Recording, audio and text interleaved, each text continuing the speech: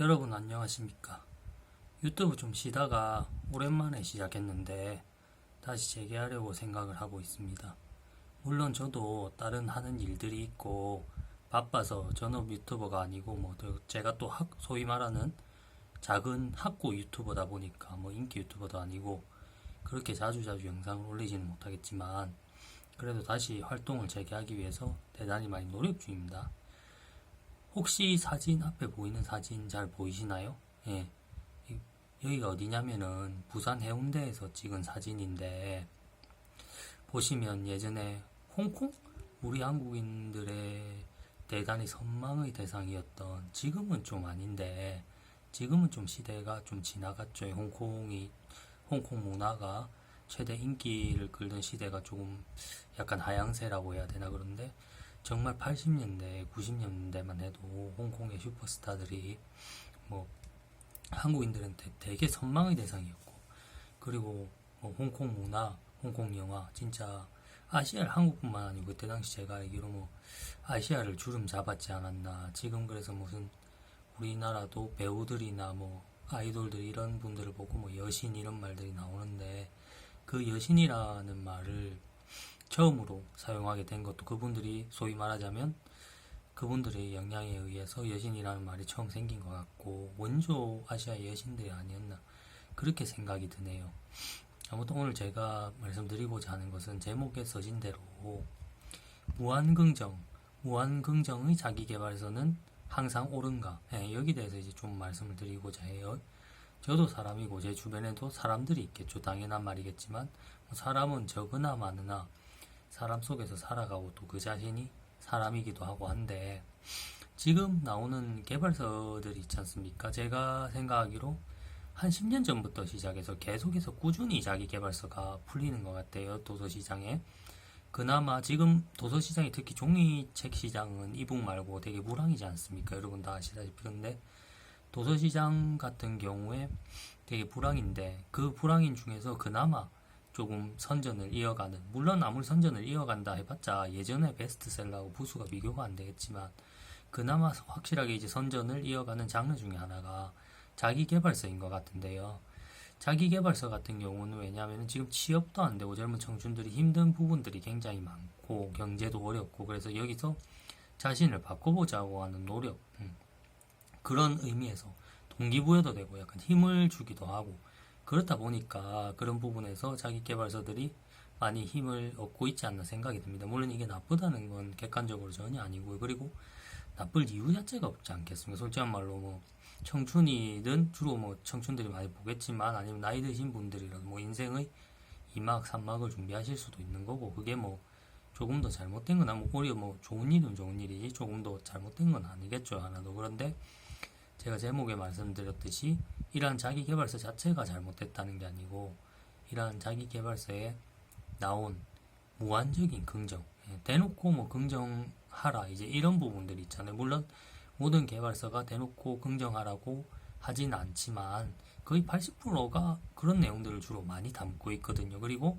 개발서를 한 권 펼쳤을 때 무조건 이제 모든 일에 대해서 대놓고 긍정하라 이렇게 말을 하진 않지만, 대부분 거기서도 한 권의 개발서를 봤을 때도, 한 권만 놓고 봤을 때도 한 80%는 그렇게 무조건적인 긍정을 요구하는 그런 내용들이 굉장히 많거든요. 너 자신만 긍정적으로 생각하면, 희망을 가지면, 노력만 하면은 다 바뀔 것이다. 물론 여기서 이제 노력을 하는 거는 맞겠죠. 노력을 해야 되는 거는 당연히 맞다고 생각하는데, 여러분 살아오셨잖아요. 여러분 살아오시면 세상이 항상 올바르고 원리 원칙대로만 돌아가고 그런 거 아니잖아요. 그렇게만 되면은 노력만 하고 되고, 무조건적으로 내가 아무리 힘든 상황에서도 긍정의 마음만 가지면 되고 이렇겠지만, 각자가 처한 상황도 다 다르고 시작 출발선부터가 다 다르잖아요. 출발선부터 나는 이렇게 해서 힘들었던 사람도 있고, 나는 이렇게 해서 너무 좋았고 편하고, 태어나자마자 내가 아무것도 하지 않았는데 나는 아주 편하게 살 수 있게 그렇게 돼 있는 분들도 또 극소수 계시고, 아니면 굉장히 힘들었던, 아무리 내가 몇 배의 노력을 해도 쉽게 극복이 되지 않는 상황, 그런 상황에 놓여있었던 분들도 또 극소수 계시고, 그러니까 다 똑같지도 않을 뿐더러 또 세상이 원리 원칙대로 이렇게 돌아가지도 않고, 그러면은 세상에 억울한 사람이 왜 생기겠습니까? 그래서 저는 거기에 대해서 한풀이를 한다거나 원망을 한다거나 그렇게 하자는 게 아니고, 내 자신이 이제 개인의 관점에서 말씀을 드리자면, 개발서 같은 게 굉장히 저도 좋다고 생각을 하는데, 그런 부분에서 무조건적인 개발서들이 대부분 말하고 있는 무조건적인 긍정이나 이런 쪽으로 가기보다는 상황을 정확하게 판단을 해야지 문제 사태를 해결할 수 있지 않나 싶습니다.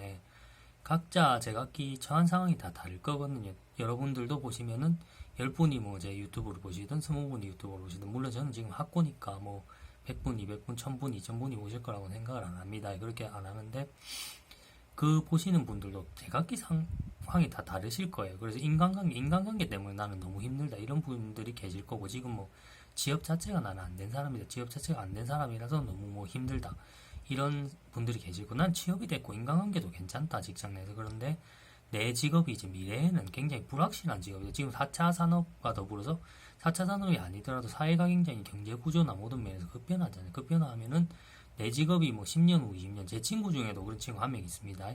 10년 후, 20년 후 되면은 내 직업이 그대로 남아있을지 나는 장담을 할 수가 없다. 그래서 이제 다른 점들은 괜찮은데 그 면이 너무 불안하다. 그래 불안해서 뭐 밤에 잠도 못 온다, 잠도 안 온다 보면 그런 분들도 또 계실 수가 있잖아요.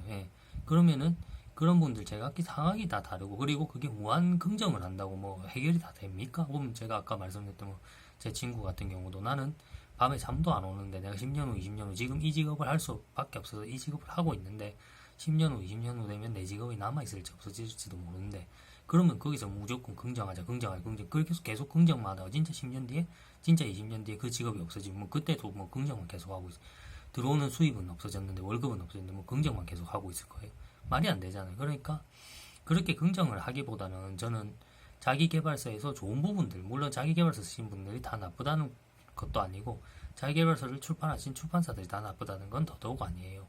그런 부분에서 이제 배울 점은 배우고, 아닌 부분 뭐 무한긍정 같은 부분 솔직히 좀 이거는 아니다 생각되는 거죠. 물론 사람이라는 게 이거는 아니다 해도 자기는 이제 받아들일 수가 있거든. 자기는 받아들이고 싶, 내가 이건 아니더라도 내 인생 내가 사는데 뭐 내가 받아들이고 뭐 내 인생 망가지더라도 내가 알아서 하겠다는데 네가 무슨 상관이야, 이런 분들 계실 수 있거든요. 저 인정합니다, 인정하고.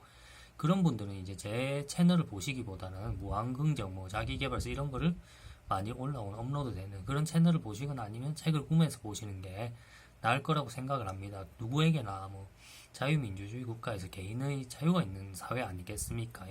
그렇죠.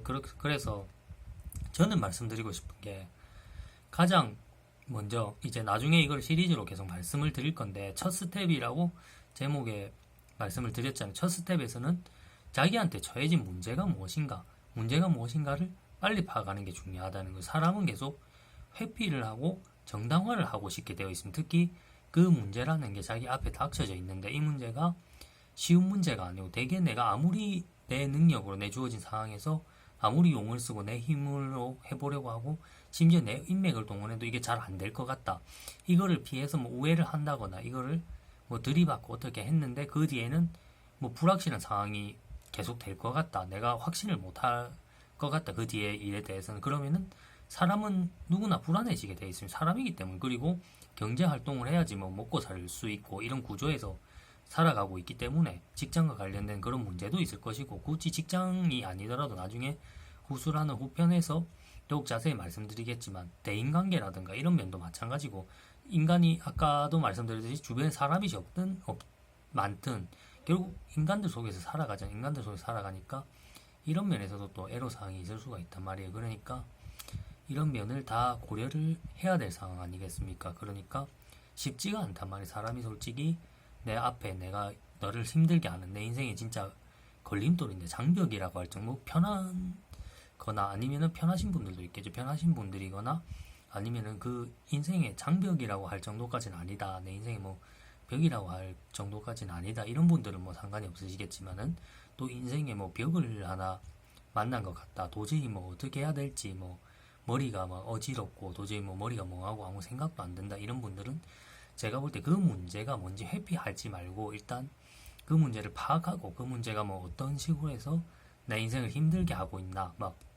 이런 것부터 파악하는 게 먼저 첫 번째 순서일 것 같습니다. 정확하고, 그리고 파악한다는 게 단순히 이제 그거를 안다는 것을 넘어서 이게 뭐 어떤 식으로 나를 괴롭히고 있는가, 왜 나는 여기서 쉽게 벗어나지 못하는가, 이런 거를 굉장히 객관적으로 또 디테일하게 그렇게 파악을 하셔야 될 것 같아요. 그냥 단순하게 그렇게만 생각하시는 부분이 아니고 굉장히 디테일하고 구체적으로 이렇게 판단을 하셔야 될 것 같아요. 예. 그게 첫걸음이라고, 그리고 가장 중요한 거라고 저는 생각을 합니다. 그래서 왜 이렇게 짧게 얘기를 하느냐, 오늘 처음이다 보니 이것저것 설명을 드려야 될 부분도 많고 이러다 보니까 짧게 얘기를 하게 됐는데, 그렇다고 해서 이게 중요하지 않다는 건 아니거든요. 이게 굉장히 중요한 일입니다. 이게 뭐가 어렵냐 이렇게 말씀을 하시는 분들이 계시는데, 그분들은 진짜 두 가지 중에 하나거든요. 생각을 하거든요. 죄송합니다. 네, 생각을 하거든요.